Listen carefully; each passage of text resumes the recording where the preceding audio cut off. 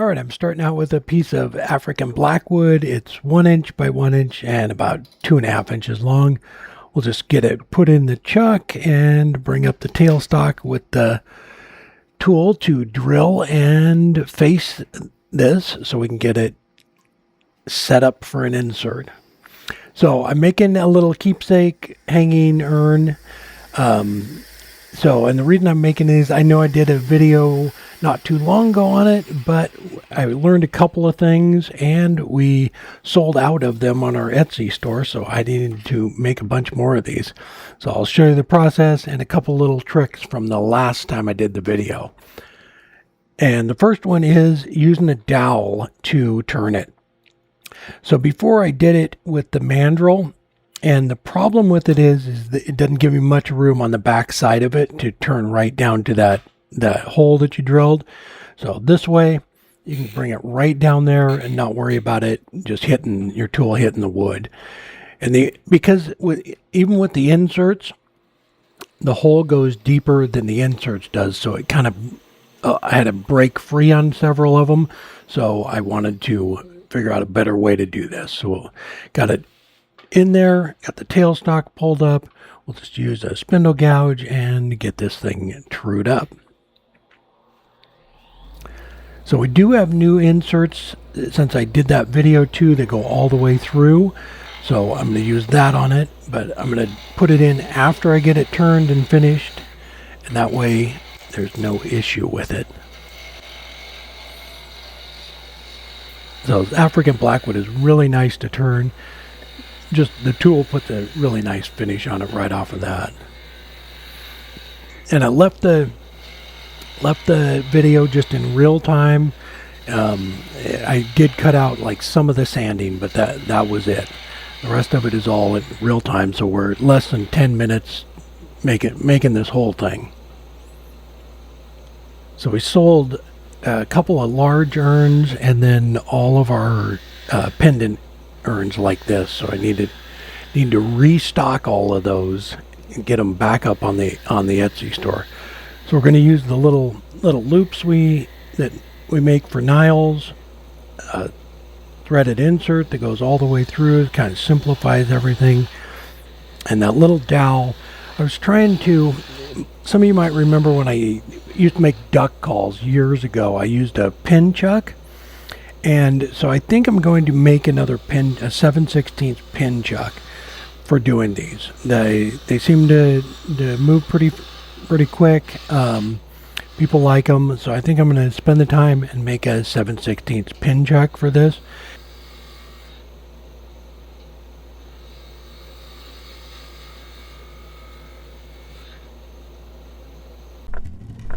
Help support the companies that support our community.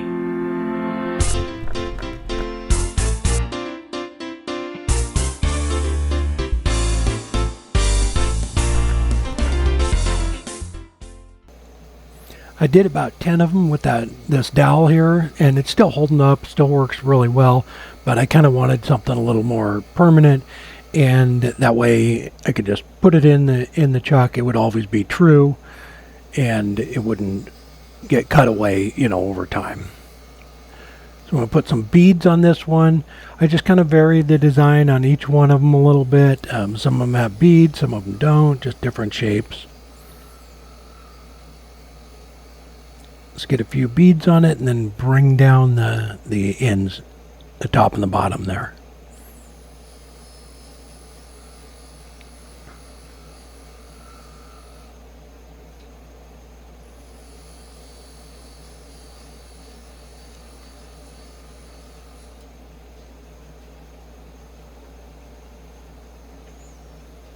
So I'm just going to come in at an angle with this little D-way tool so I can get right up against the shoulder there and just kind of bring that material down so that the beads stand out proud. So the top does have the hole in it, so I don't want to go too deep on that end of it. But on the other end, you can kind of play around with that and bring it down quite a bit.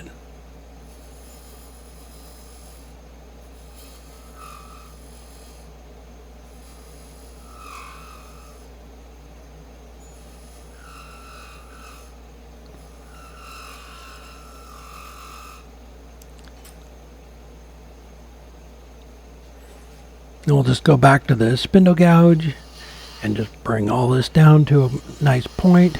Get all this cleaned up. Then we can sand it and get the insert put in.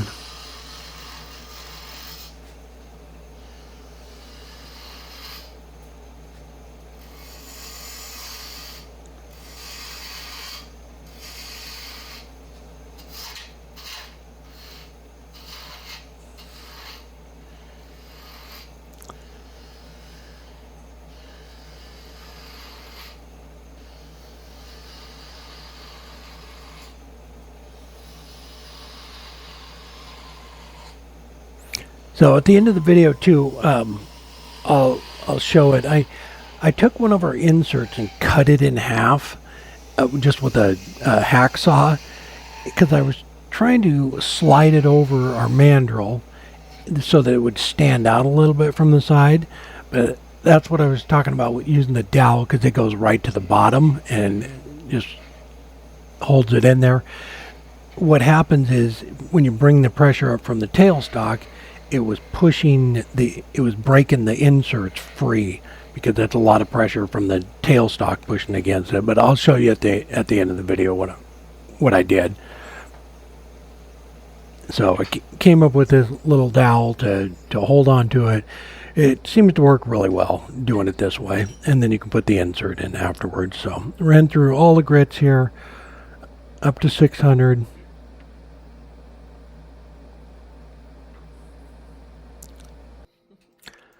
So just slide it off there, mix up a little 5-minute epoxy.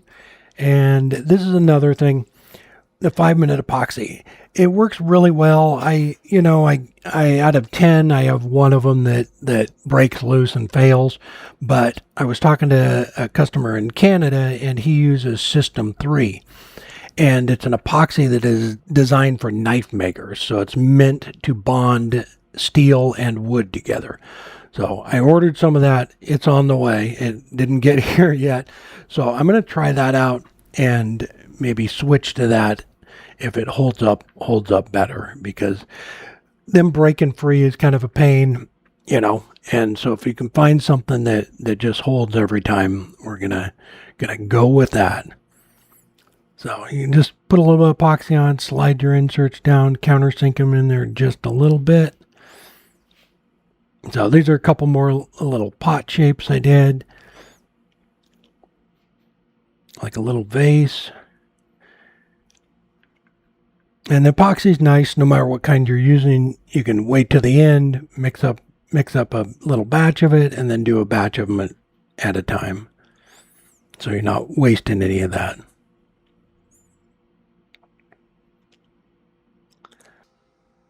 And then we can get some walnut oil put on it. So I got 2 of them that are the African blackwood, and then one that is walnut there. And I did a bunch of maple ones. I'll show you those at the end as well.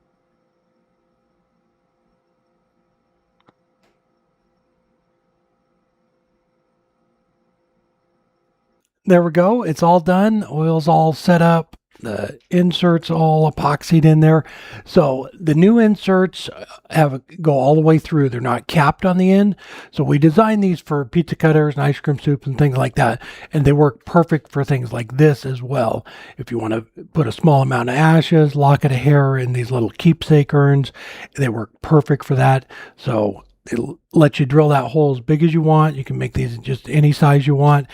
We ran out on the website or on Etsy last weekend, so I went ahead and batched out a bunch of them. So they're a quick project. They sell well. They don't take a whole lot of time to make. Just I would pick a really nice piece of wood with some nice character when you're making these, and they can easily be. A lot of people wear them as jewelry and things like that as well. Some of the smaller ones. So the couple of tips I was talking about in the video was this right here. The little dowel I'm using, it's working good. I am going to make a pin mandrel, and if you haven't seen one of those, it's just a straight bar, just regular bar stock, and it has a flat spot cut on it. And then you put a little pin in there, so when your piece rolls over on it, it locks whatever you're working on, whether it's like I was using them for duck calls, it locks that piece in there so you can finish and sand and do all of it right on the thing.